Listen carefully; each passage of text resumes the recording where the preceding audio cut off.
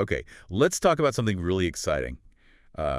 Brewing for fans of Mobile Suit Gundam Iron-Blooded Orphans. Yeah. Especially if you're someone who loves, getting your hands on a model kit. Oh, definitely. GunPla fans are going to be happy. We've got a deep dive today into a mobile suit with this legendary, almost kind of secret history. Absolutely. So the big news is the ASW-G-61 Gundam Zagan. It's finally getting a release as a high-grade 1144 GunPla model kit. Nice. HG 1144, perfect scale. And this is a mobile suit that, well, it hasn't been front and center maybe in the main IBO anime series. Right. But its significance in the overall lore, it's huge. It's what they call a mobile suit variation unit, an MSV. Okay. So detailed outside the main show, but still totally canon. Exactly. Supplementary materials, games, that sort of thing. And deep roots is kind of an understatement here, isn't it? This machine dates way back. Way back to the absolute chaos, the devastation of the Calamity War. Wow. Yeah, that foundational conflict that pretty much set the stage for everything in IBO.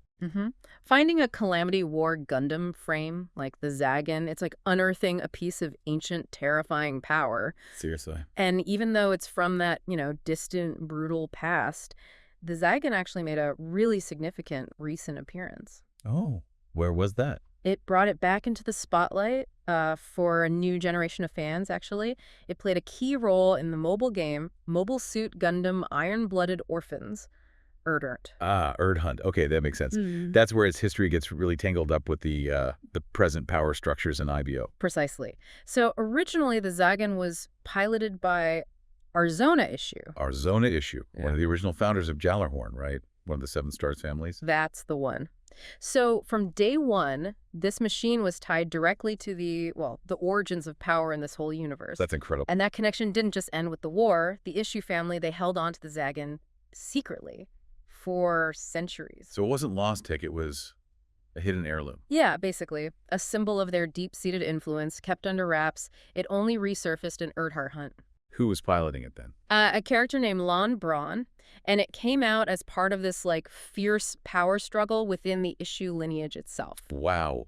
So the past literally coming back to fuel present conflicts. It really makes you think, doesn't it? How these symbols of power, these machines from the past, just keep driving conflict centuries later. It totally does. Like the Gundam frame itself carries the weight of all that history and rivalry. So, okay, zooming in on the Zagan itself, physically, technically, what are we looking at? Well, at its core, it's built on that incredibly durable Gundam frame chassis. The Calamity War Legends, yeah.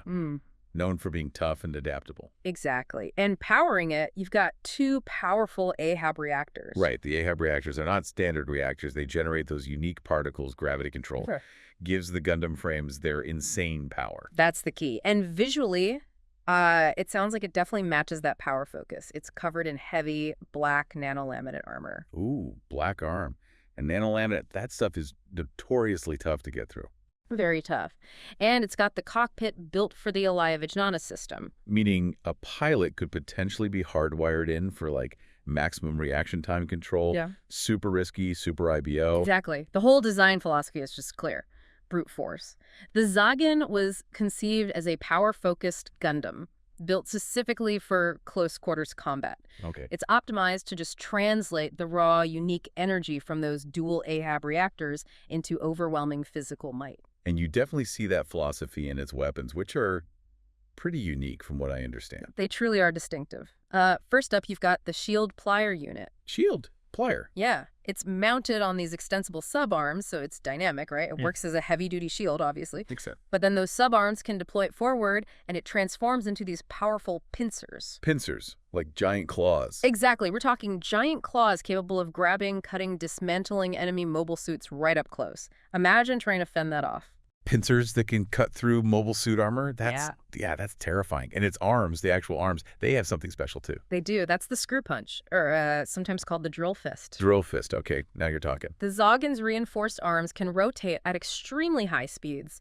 It's designed not just to punch, but to deliver these blows capable of pulverizing nanolaminate armor. Pulverizing it.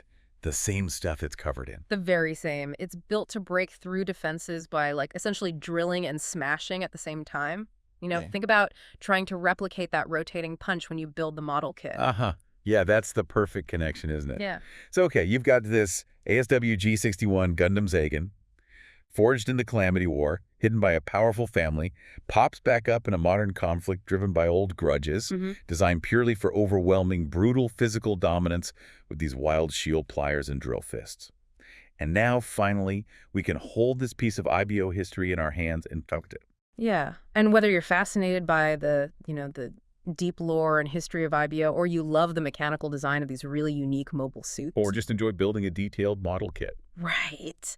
The Zagan offers a really compelling look into the universe's past, its present conflicts, all centered around this idea of immense power. It sounds awesome. And hey, if you enjoy taking these kinds of deep dives with us, getting into the details of your favorite universes, exploring the history, the tech, the story behind the machines, please consider subscribing. It really is the best way to make sure you don't miss out when we explore something else next time. Absolutely. And maybe, as you think about the Zagan, its journey from the Calamity War to the Urdr-Hunt game and now to a model kit on your shelf, think about how certain objects of great power, like these Gundam frames, they just seem destined to become these focal points for conflict again and again across centuries. What is it about these legacies of power, you think, that makes them such enduring sources of struggle?